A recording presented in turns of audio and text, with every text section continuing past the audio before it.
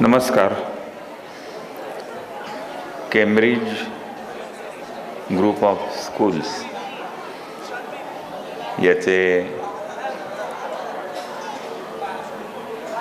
Raina sir, त्यांच्या सौभाग्यवती अन्य सर्व गुरुजन वर्ग, उपस्थित सर्व पालक, विद्यार्थी,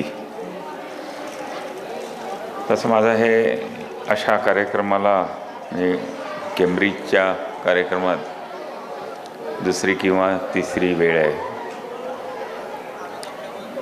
दर खेपेला काही ना काही नवीन करायला पाहायला मिळतं आणि मला असं वाटायचं की आम्हीच काही करतो आमच्या गुरुकुलमध्ये, ज्याच्यात मनाचे श्लोक आहेत, उपनिषद आहेत.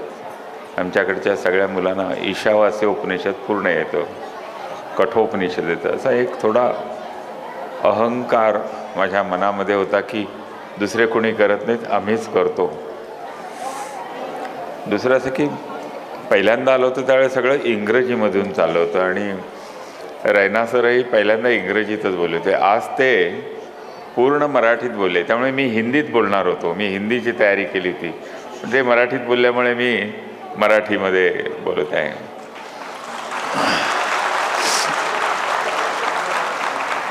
तसं केम्ब्रिजशी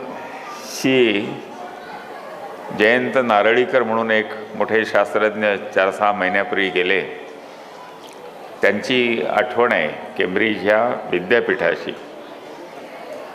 पंडित मदन मोहन मालवीय यांनी बनारसला हिंदू विद्यापीठ स्थापन केलं, हिंदू युनिव्हर्सिटी, आणि ते त्याच्यात वेगवेगळ्या ठिकाणून माणसं गोळा करत होते.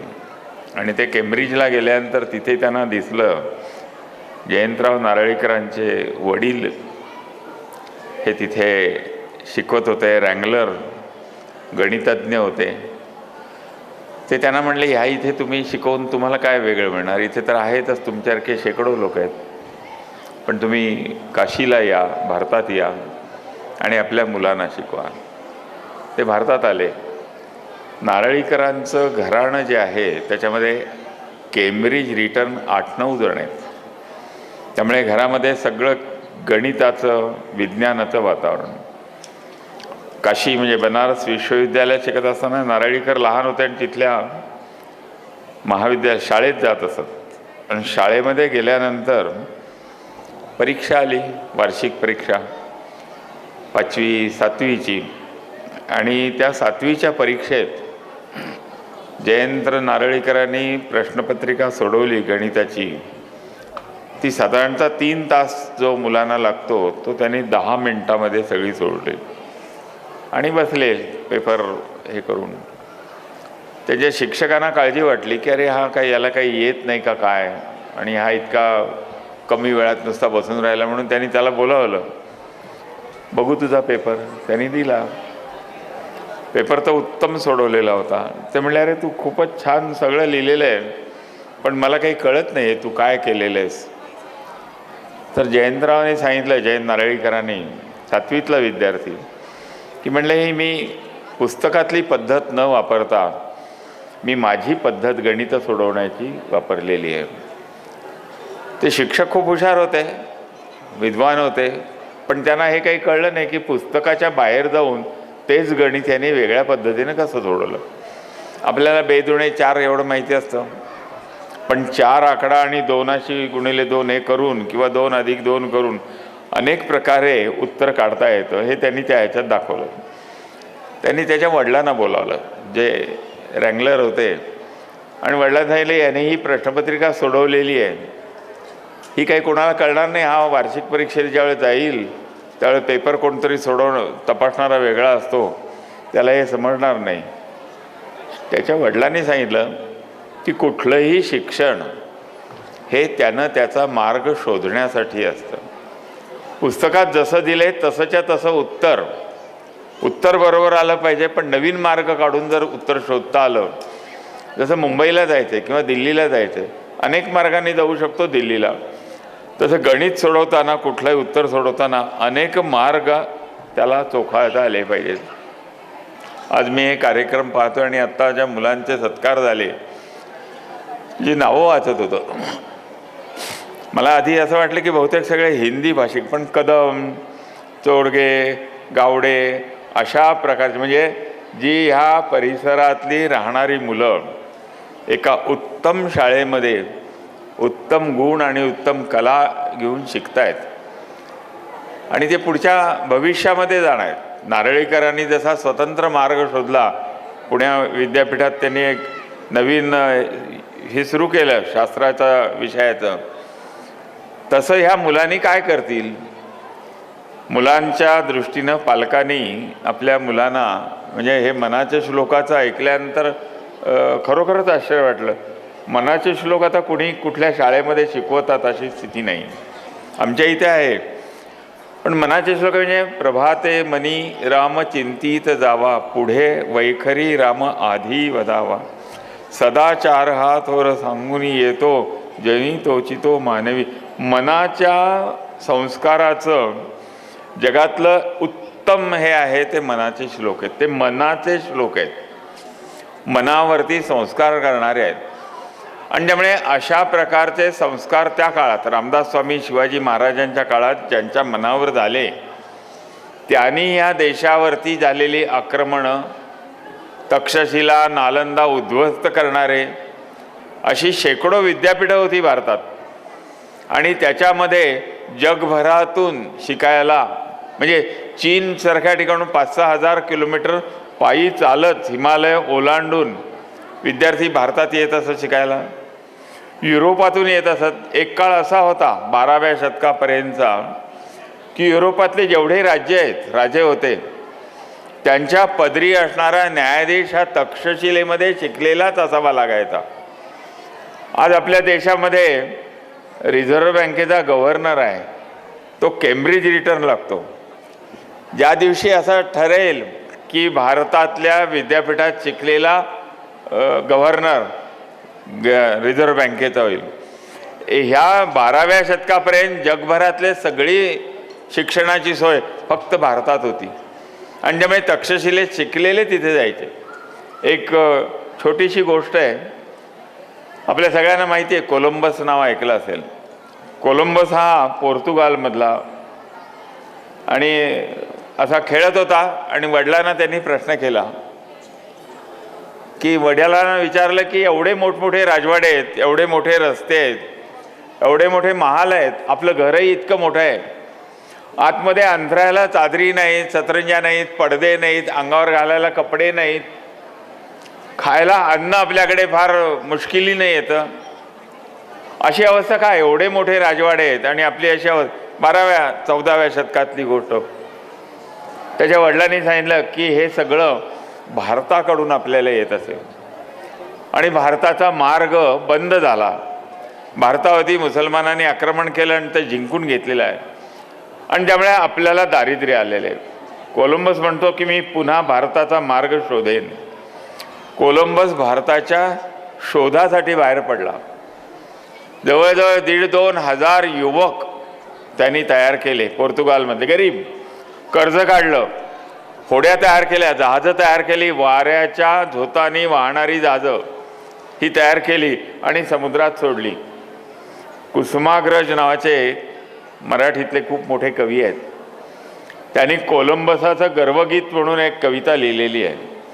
त्या कवितेतल्या शेवटच्या 4 ओळी अशा आहेत, कोलंबसाची जहाजं समुद्रात आहेत, पॅसिफिक महासागर मोठा, आणि ती 150-200 जहाजांपैकी 40 जहाजं शिल्लक राहतात, सगळी बुडून जातात बाकीची. तर तो कोलंबस समुद्राला म्हणतो, अनंत अमची ध्येयासक्ती, अनंत अमुच्या आशा. ध्येयाची आसक्ती. काल विवेकानंदांची जयंती झाली, त्यांनी एक वाक्य सर्व युवकांना हे केलेलं आहे, उत्तिष्ठत जाग्रत प्राप्य वरान निबोधत, arise awake and stop not till the goal is win. अनंत आमची ध्येयासक्ती, अनंत आमच्या आशा, किनारा तुला पामराला. समुद्रात तू कितीही मोठा असलास तरी अखेर तू किनारा आहे, तू एका ह्याच्यामध्ये सीमेमध्ये बद्ध आहे, आमच्या आशा आकांक्षांना सीमा नाही आहे असं म्हणून त्यांनी शेवटी शोधून काढला. भारत सापडला नाही त्याला, पण अमेरिकेचा शोध लागला. भारताच्या दिशेने कोलंबस त्या काळात का निघाला याचा जर विचार केला तर भारतामध्ये विद्यापीठं होती, भारतामध्ये सर्व प्रकारच्या वस्तू, अन्न धान्य औषधं, अंतराळातले सगळे, आपण जर रात्रीचं गच्चीवर किंवा मैदानात बसून आभाळाकडे पाहिलं तर सर्व तारांगण जे आहे त्याला भारतीय नावं दिलेली आहेत. कुणी दिली? आज आपण म्हणतो की न्यूटननी फळ ॲपल ते पडलं सफरचंद आणि त्याच्यामुळे गुरुत्वाकर्षणाचा शोध लागला. त्याच्या आधी 3-4 हजार वर्षे हा गुरुत्वाकर्षणाचा शोध माहिती होता.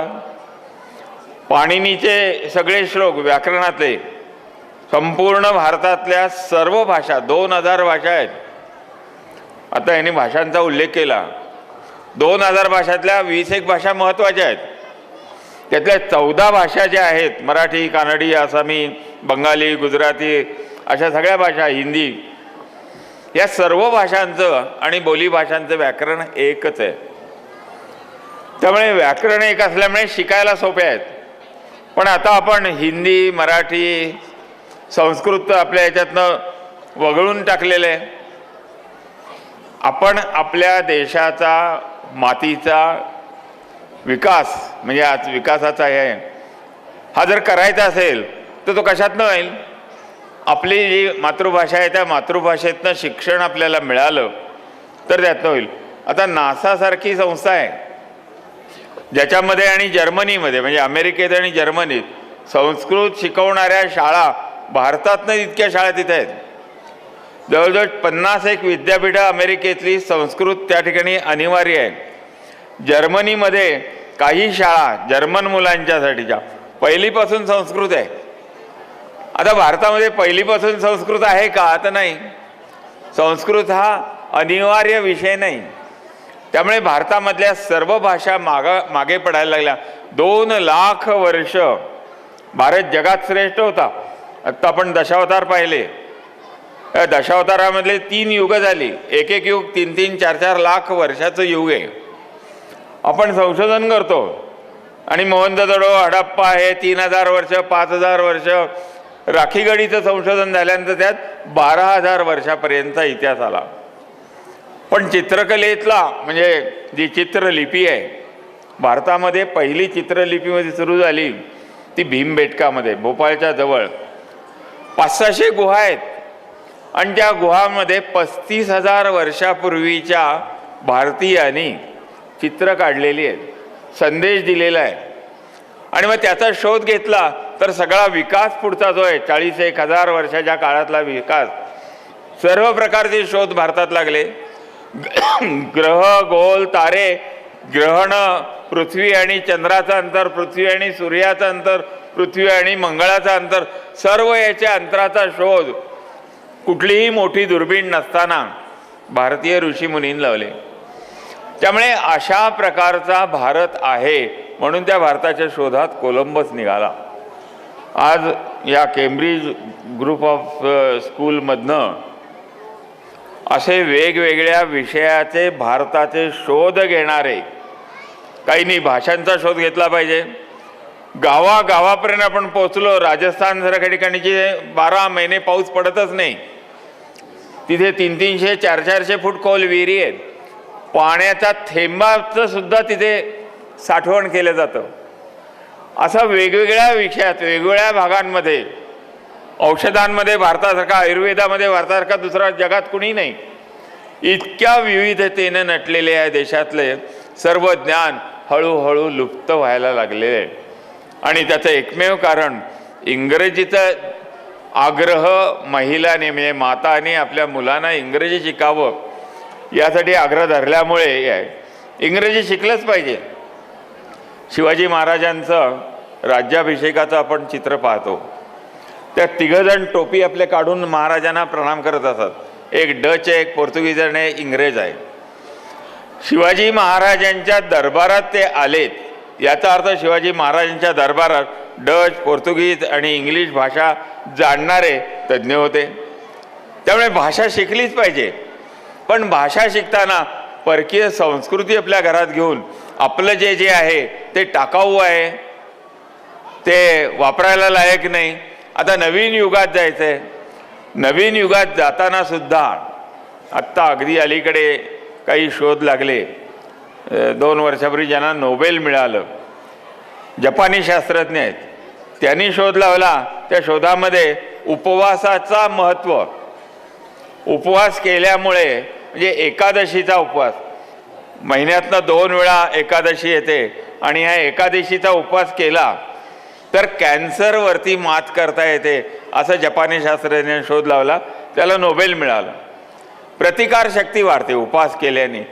जुने जाऊ द्या मरणा लागुनी, जाळूने किंवा गाडूनी टाका, असं कवितेमध्ये केशवसुतांनी म्हणलं.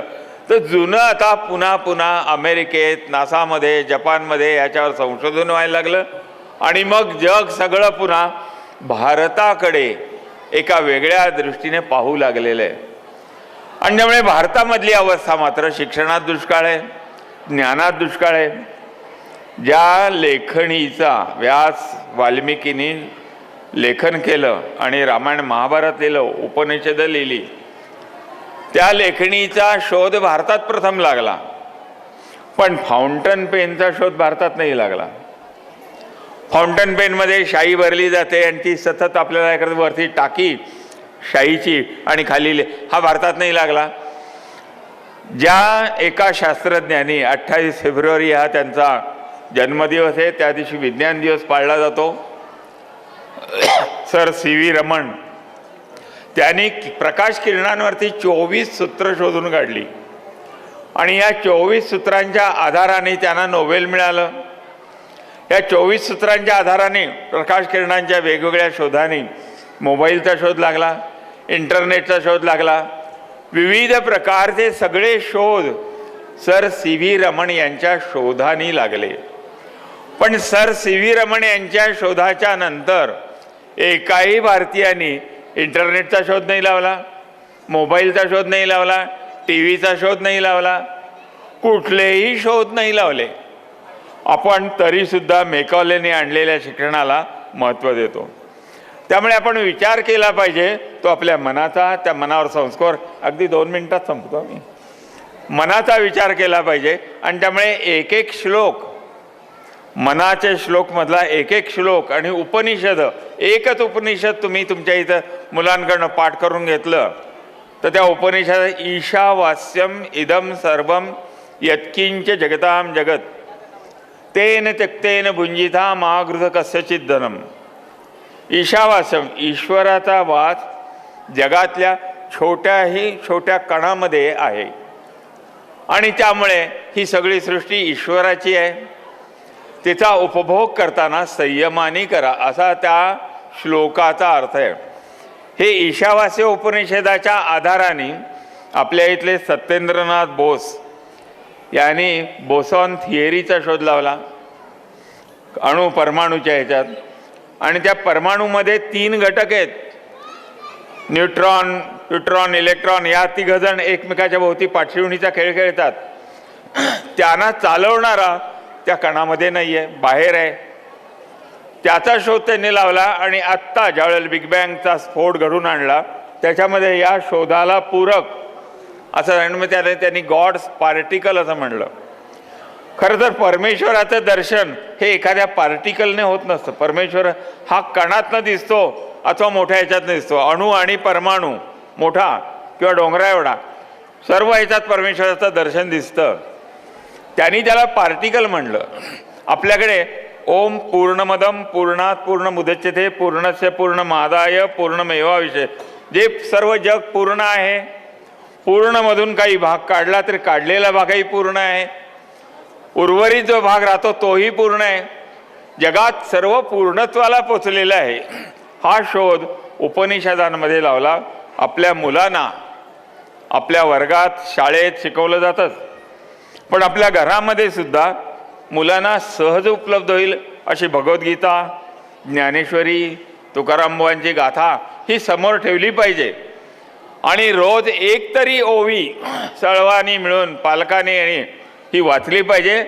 आजचं जे प्रगत विज्ञान आहे त्या विज्ञानापासून सर्व गूढ अजून खूप शोध लागायचे असे सगळे ज्ञानेश्वरीमध्ये भगवद्गीतेत सांगितलेले जीवनाचं. त्यामुळे गेल्या 100-150 वर्षातल्या या शैक्षणिक क्रांतीमध्ये भारताला 4च नोबेल मिळाले. त्यातल्या एका नोबेलमुळे जग सगळं बदललं. पण आजच्या शिक्षणातनं आपला मुलगा कुठे चालला आहे याचा नीटपणे शोध घेतला पाहिजे.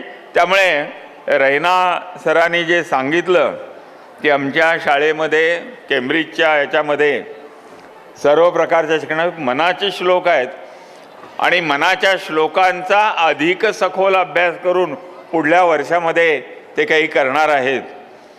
हा जो शोध आहे तो एका श्लोक सांगतो आणि मी माझं बोलणं थांबवतो. शिक्षणामध्ये प्रत्येक व्यक्ती ही वेगळी आहे. प्रत्येक व्यक्तीचं मन वेगळं आहे. प्रत्येक व्यक्तीचा आवाज वेगळा आहे. पिंडे पिंडे मतिर्बिन्ना कुंडे कुंडे नवंपया जातो जातो नवाचारा नवा वाणी मुखे मुखे. प्रत्येक माणसाचा आवाज वेगळा आहे. प्रत्येक माणसाचा जसं विहिरीचं पाणी वेगळं असतं तसा प्रत्येक माणूस वेगळा आहे. सर्वांना एकाच साच्यात घालून शिक्षण देणं हा मुलांवरती अन्याय आहे. त्यामुळे प्रत्येक मुलाचा कल बघून त्याला लहान वयापासून शिक्षण दिलं पाहिजे आणि हे शिक्षण देण्याच्या पद्धती आता विकसित झालेल्या आहेत. युरोपामध्ये जपानमध्ये सर्व ठिकाणी शिक्षण खूप पुढे गेलेलं आहे. भारतातलं शिक्षण असं आहे की जे पाठ्यपुस्तकांच्या आधारानेच प्रश्नपत्रिका सोडवण्याचं आहे. आता जग बदलायला लागलेलं आहे. आपल्यालाही बदलावं लागेल आणि या बदलाची सुरुवात केम्ब्रिज ग्रुप ऑफ स्कूल्समध्ये त्यांनी केलेली आहे. मनाच्या श्लोकात आपण सर्वजण आपल्या घरापासून याचा विचार केला पाहिजे. माझ्यासारख्या कार्यकर्त्याला त्यांनी आव्हान केलं तुम्हाला, पण तुम्ही चिंचवडमध्ये आमचं एक गुरुकुल आहे. आत्ता मी जे जे सांगितलं ते सर्व आम्ही चिंचवडच्या गुरुकुलामध्ये शिकवतो. 5 जणांचा ग्रुप करून त्या मुलांना शिकवलं जातं. उपनिषद, ज्ञानेश्वरी, सर्व प्रकारचं शिक्षण, इंग्रजी, मराठी, हिंदी, संस्कृत, शिवाय त्यांच्या भाषा आहेत 4, कानडी, तेलुगू, गुजराती, अशा 8 भाषा आम्ही शिक्षणामध्ये वापर करतो. अभियांत्रिकी, आयुर्वेद आणि सर्व प्रकारच्या कला पहिलीपासून अभ्यासक्रमात आम्ही बसवलेल्या आहेत. आजचं भारतातलं नंबर 1चं सर्व प्रकारचं स्किल्ड बेस्ड शिक्षण पहिलीपासून देणारी ही पहिली शाळा आमची आहे. पण त्या शाळेमध्ये आम्ही मागासलेल्या मुलांना शिकवतो. ते शिक्षण आपल्या मुलांना जर आपल्या केम्ब्रिजमध्ये मिळालं तर ही मुलं नक्कीच भारताचं भाग्य होते. भारत, भा म्हणजे तेज, प्रतिभावान, प्रतिभा, पुन्हा तेजासारखं तेज निर्माण करणारे ती शाळा आहे. या सर्व शाळेला शिक्षकांना मी शुभेच्छा देतो आणि माझं जरा लांबलेलं बोलणं थांबवतो. धन्यवाद.